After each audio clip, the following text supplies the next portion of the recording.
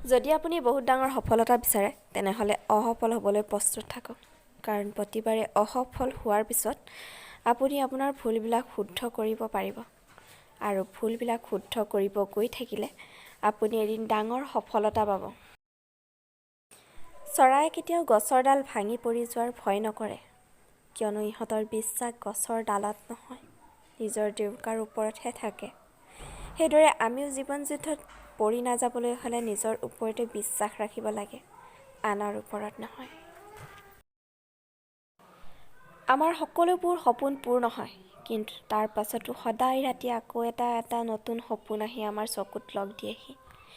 দুখ এইবাবেই কৰা উচিত নহয় যে সপোনবোৰ পূৰ নহ'ল, কাৰণ সদায় ৰাতি লক্ষ লক্ষ তৰাই আকাশ পোহৰাব আহে, অথচ জোনেহে পৃথিৱীখন উজ্বলাই তোলে। সফলতাই আমাক জগতখনৰ লগত চিনাকি কৰাই দিয়ে আৰু অসফলতাই জগতখনক আমাৰ লগত পৰিচয় কৰাই দিয়ে।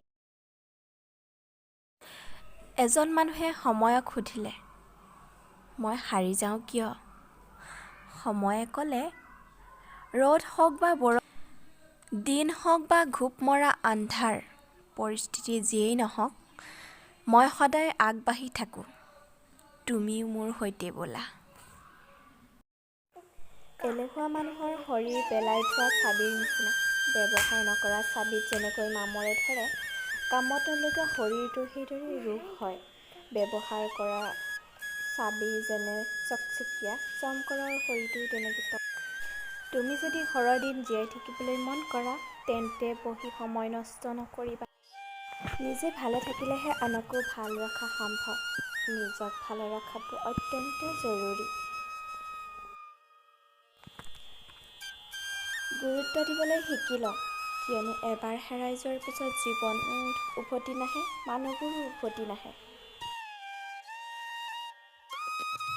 পুত্ৰক চিনিবা বিয়াৰ পাছত, কন্যাক চিনিবা যৌৱনত, স্বামীক চিনিবা স্ত্ৰীৰ অসুস্থতাত, স্ত্ৰীক চিনিবা স্বামীৰ দৰিদ্ৰতাত, বন্ধুত্বৰ পৰিচয় বিপদত পাবা, ভাইৰ পৰিচয় পাবা শেষত, সন্তানক চিনাৰ উপায় একমাত্ৰ তোমাৰ বৃদ্ধ অৱস্থাত।